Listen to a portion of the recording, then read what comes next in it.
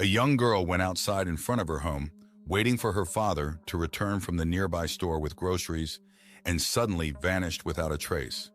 Her family immediately sought help from the police, and from the very beginning, the investigation turned into something more akin to the plot of a thrilling detective story rather than an ordinary incident, due to a unique sequence of convoluted clues and events that are rarely encountered in reality. Jessica Knott was born on June 22, 1986, in a suburban neighborhood of Orlando, Florida, surrounded by the care of an older brother, a younger sister, and loving parents. Her father made a living in construction and often went on business trips to other states for several days, leaving the children under their mother's supervision. Jessica was an energetic and cheerful girl who loved spending time playing with friends outside, amusing herself with her brother and sister, and also showed tender feelings towards animals. On April 5, 1996, her 9th birthday, Jessica's family planned to visit her father's parents for the Easter celebration. While her father went out to shop for the holiday and her mother was packing for the trip, Jessica returned from school with other children. Soon she asked her mother for permission to go out to the yard to wait for her father, expected back any minute with the holiday groceries. The mother allowed her daughter to play outside, warning her not to leave the yard. The residential complex, set back from the main road and surrounded by trees on all sides, seemed like a safe place, so concerns for the daughter's safety did not seem warranted. Jessica and her friends often played there without adult supervision. A few hours after 6 p.m., when the father returned and asked his wife about the girl's whereabouts, the wife was surprised, as Jessica was supposed to be waiting for him in the yard. He said he didn't find her there, and together they began to search the area to no avail. Deciding to ask the neighbors, they learned that one of them had seen the girl sitting on a bench reading a book. But this did not help find her. With darkness setting in and no information on their daughter's whereabouts, the parents called the police. The officers arrived and began searching and questioning neighbors, without result. Expanding the search area beyond the complex, they continued for several hours until a call came into the station. Significant noise was heard on the other end of the line, making it difficult for the dispatcher to understand the caller's words. A man's voice announced that the missing girl would be found near a water tower, a few kilometers from her home. Immediately heading to the specified location, the police discovered a heartbreaking scene. The body of the girl peeking out of a black trash container situated a short distance from the road. It was hard to notice from the road, as the water tower was located in the shadow of a bridge, visible only from above. Near the body, several magazines and a children's mirror were found. Law enforcement quickly identified the body as belonging to Jessica Knott and handed it over for forensic examination. In the course of analyzing the incident, investigators directed their efforts to trace the source of the 911 call, convinced that the initiator was the murderer himself. They hoped to arrest the perpetrator by following his trail. However, they encountered a difficulty. It turned out that the call had been made from a public phone at a gas station, located not far from where the body was found, less than a kilometer away. When the police arrived at the phone, the criminal had already fled. Although detectives attempted to recover fingerprints from the device, the chances of success were slim. First, the phone had been used by many people, meaning there were numerous different prints. Second, it became clear that the killer likely wiped down the handset after the call. Experts concluded that the victim had been killed elsewhere, and then her body was transported to the water tower. This was supported by tracks on the ground near the building. Presumably, the killer removed the body, wrapped in a trash bag, from a vehicle and dragged it to the discovery site. Jessica was found wearing all her clothes except for one shoe, which was never found, neither in the bag nor near the incident site. The only significant piece of evidence at the crime scene was a tire track on the ground. Although the police could not definitively say it belonged to the murderer's vehicle, they still photographed it and made a cast. Forensic experts, after a thorough examination of the body, determined that the cause of death was asphyxiation, as indicated by marks on the victim's face and neck. Everything suggested that the killer strangled her, likely with his hands. Furthermore, remnants of a hamburger, presumably eaten about an hour before her death, were found in the girl's stomach. The victim's mother confirmed that she hadn't given her daughter anything like that on the day, leading the police to speculate that the criminal had offered her the food. The absence of signs of sexual violence made the murder motive mysterious, prompting the investigation to consider the girl's parents as potential suspects, since both lacked a reliable alibi at the time of disappearance. The mother claimed to be at home packing, and the father was at the store. But theoretically, they had the opportunity to commit the crime.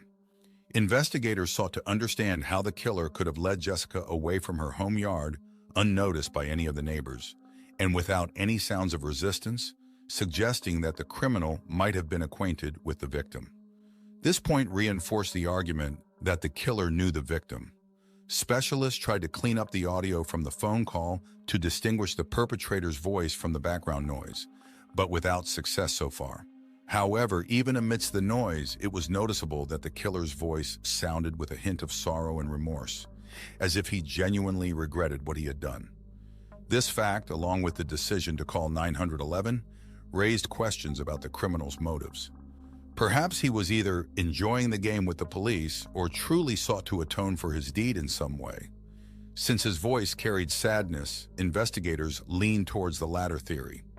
During the further investigation, police inspected Jessica's father's car, where they discovered something intriguing: a bag containing black trash bags similar to the one in which the body was found.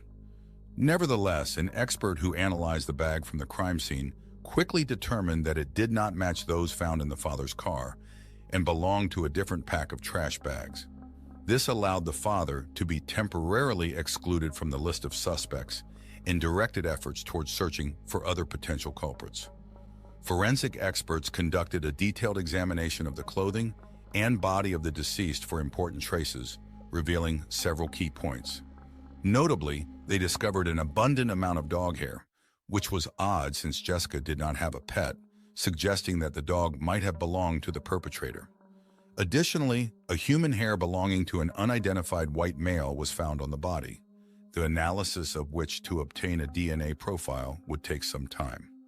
2 different types of foreign fibers were also found on the victim's clothing.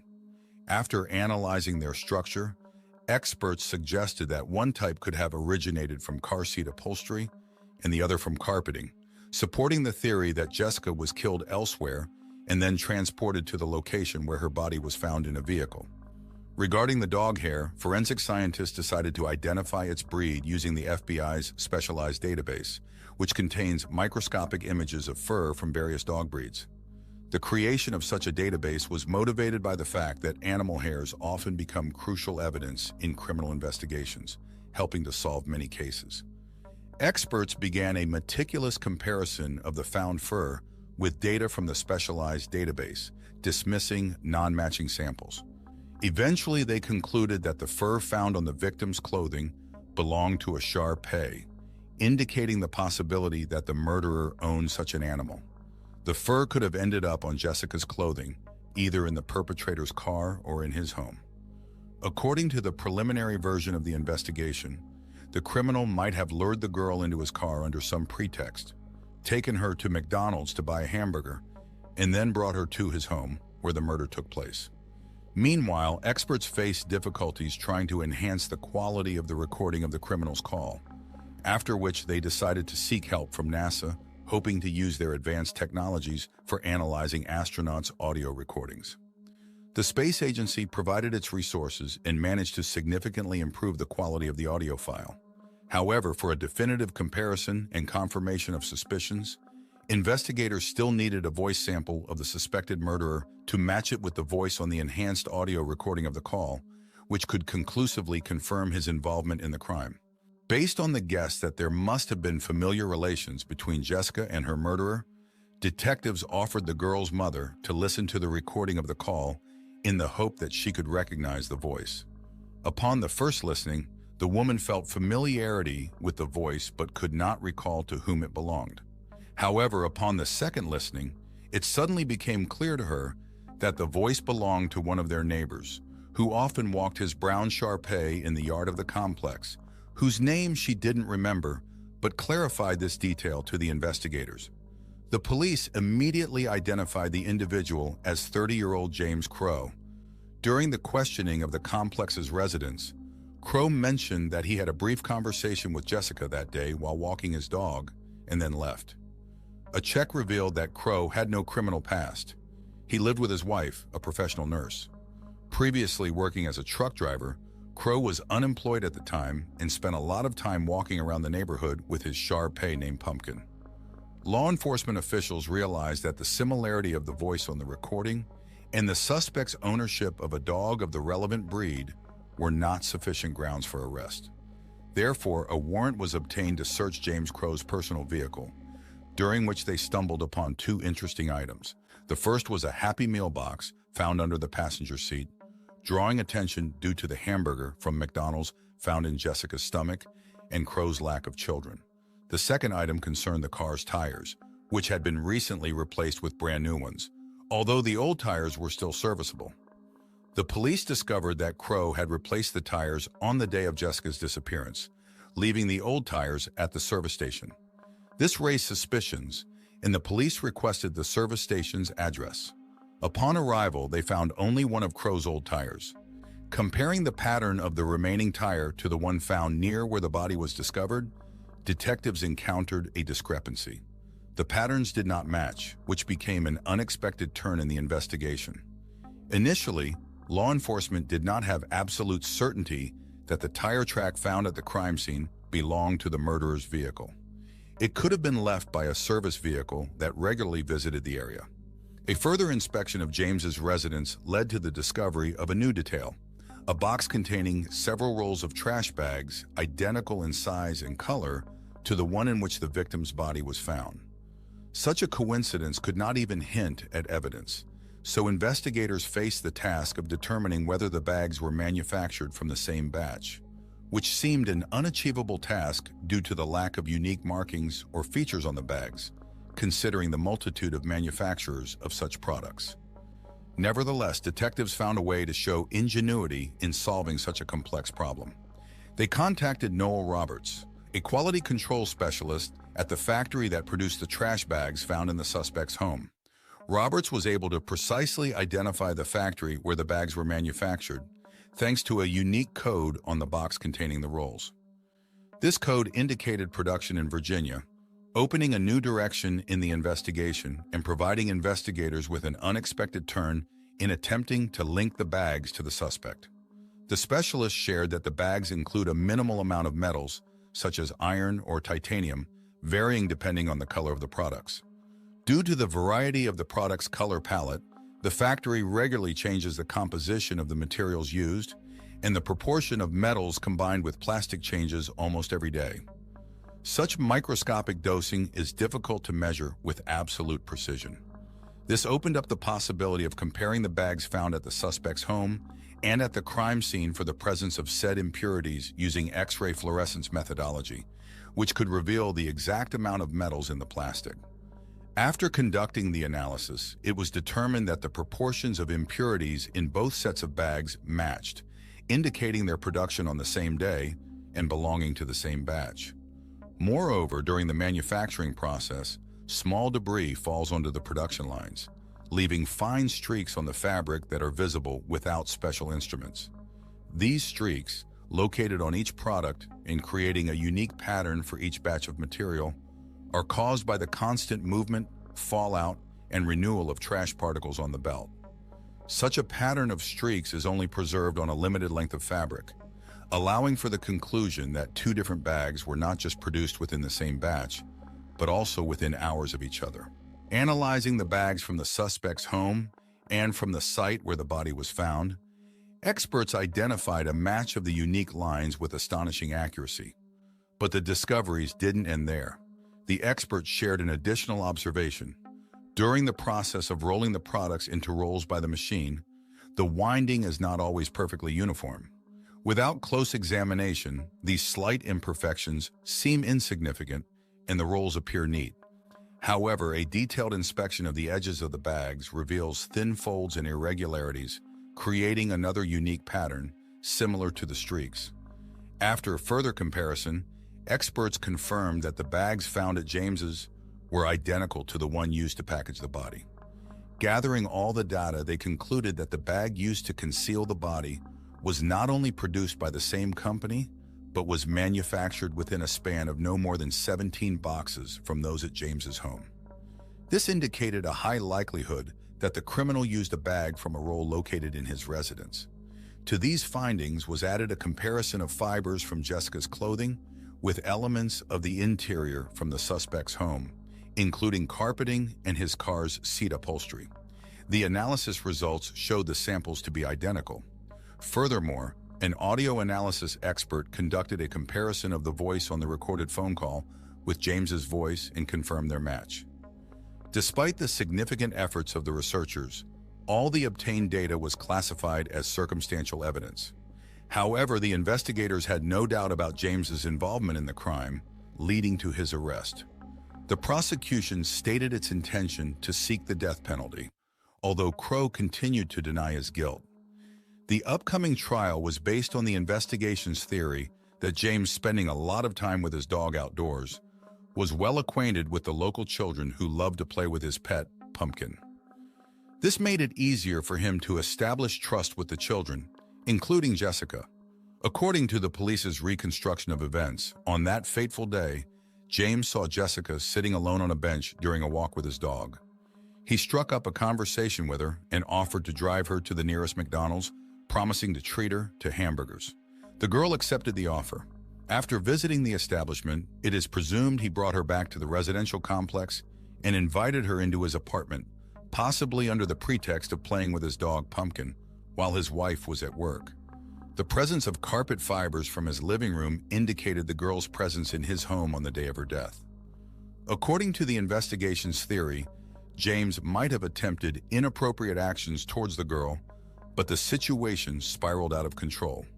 According to medical experts, he strangled the victim while pressing hard on her face with his palm, likely in an attempt to silence her screams. In a state of panic following the girl's death, he wrapped her body in a trash bag for transport to his car without attracting the neighbors' attention. Then he drove a few kilometers and left the body near a water tower, called 911 from a nearby gas station, and returned home. During the preliminary hearing, James's defense team vigorously criticized the evidence base, pointing out that the circumstantial evidence presented could not serve as irrefutable proof of their client's guilt. Although the judge allowed this evidence for consideration, the attorneys emphasized that in cases discussing the possibility of a death sentence, the standards for evidence are particularly strict. And in James's case, the likelihood of such an outcome was questionable. As a result, the defense proposed a plea bargain to their client, which involved pleading guilty to a lesser charge that carried a sentence of 40 years in prison without the possibility of parole, in exchange for dropping the pursuit of the death penalty. In the summer of 1998, 2 years after the crime, James accepted the deal, under which he was not required to disclose the details of the crime. The suspect stated that his decision was motivated by a desire to spare the victim's family the ordeal of a prolonged trial. The prosecution believed that his actions, including the 911 call, might indicate genuine remorse, the goals of which remained unclear to the end. The only logical explanation in this scenario was that James sincerely wanted to alleviate his guilt for such a heinous crime. Jessica's parents were not pleased with this deal, as they had hoped for a death sentence. They also wanted the murderer to confess, but James remained silent. Nevertheless, he was not destined to serve out his term. The man passed away in November 2011 due to health issues at the age of 49, taking the details and motives of his crime to the grave. It's worth noting the truly unique work of experts and detectives in Jessica's case. The amount of information they managed to obtain from analyzing ordinary trash bags surprised even the judge, who had never encountered such a thing throughout his career. Despite this, he acknowledged that all these findings, taken together, would indeed have significant weight if the case had gone to trial.